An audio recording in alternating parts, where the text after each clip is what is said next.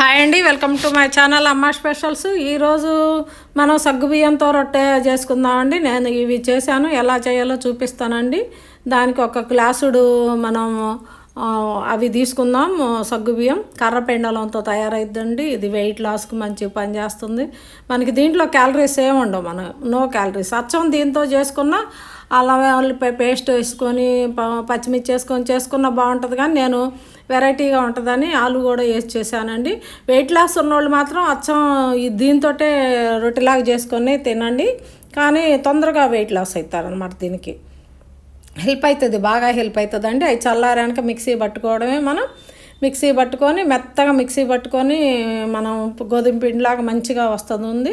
దాన్ని జల్లెడలో వేసుకొని జల్లెడ పట్టుకోవడమే. జల్లెడ పెట్టుకున్న తర్వాత దాంట్లో 2 ఆలుగడ్డలు ఉడికిచ్చేసానండి. నేను 2 ఆలుగడ్డలు ఉడికిచ్చేసి 2 పచ్చిమిర్చి అల్లం పేస్ట్ కూడా, అల్లం పచ్చిమిర్చి మిక్సీ పెట్టాను అండి. అది చూపించడం మర్చిపోయాను.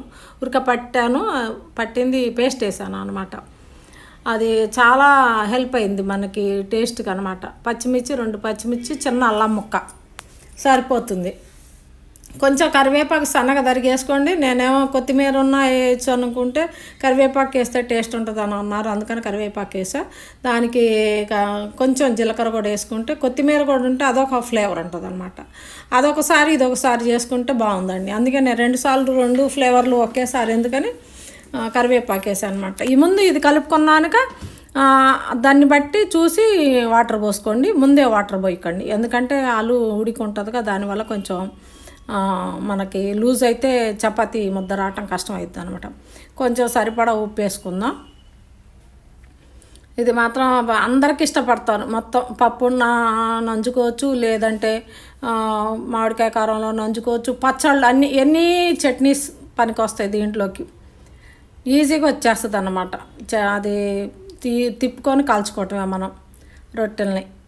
నీట్గా భలే ఉందండి, చాలా చాలా బాగుంది. నాకైతే బాగా నచ్చిందండి. వెయిట్ లాస్కి అయితే ఆలు వేయకండి. వెయిట్ లాస్ కావాలనుకుంటే మిగతా ఇంగ్రీడియంట్స్ అన్నీ వేసి ఓన్లీ దాంతో సగ్గుబియ్యం వాటితోటే చేసుకోండి. వెయిట్ లాస్ పర్లేదు, మనం వెయిట్ గెయిన్ అయినా పర్లేదు అనుకుంటే ఆలు వేసుకోండి అంతే. అది కూడా కాల్చుకొని తిందామండి. ఇంకా అసలు ఎర్రగా కాల్చుకోవాలండి. సిమ్లో పెట్టుకొని కాల్చుకోండి, ఎందుకంటే సిమ్లో ఉంటేనే కాలుతుంది, లేకుంటే కాలదు తొందరగా. నేను 1 నిమిషం ఆగేసరికి శుభ్రంగా వచ్చేస్తుంది, దాని అంతటికి అదే ఊడి వచ్చేస్తుంది అనమాట. ఎర్రగా కాల్చుకుంటే మాత్రం టేస్ట్ అదిరిపోద్దండి. ఇదేనే కాదు, ఏదైనా ఎర్రగా కాల్చుకుంటేనే అవి బాగుంటాయి. ఏ రొట్టె అయినా, ఏ చపాతీ అయినా, ఎన్ని చపాతీస్ ఎర్రగా కాల్చుకోవాలి మనం. పలచగా ఇది కొంచెం మందంగా వేసేయాలండి. ఫస్ట్ది కొంచెం పలచగా ఉంటే పక్కన ఇరుగుద్ది అని భయం వేసి నెక్స్ట్ది కొంచెం ఇది వేసాను. మళ్ళీ ఇంకోటి కూడా చేశానండి. 3 అయినాయి మాకు, సరిపోయినాయి మా ఇద్దరికి, మంచిగా సరిపోయినాయి అండి. పప్పు ఆ రోజు పప్పు చేశానండి, టమాటా పప్పు.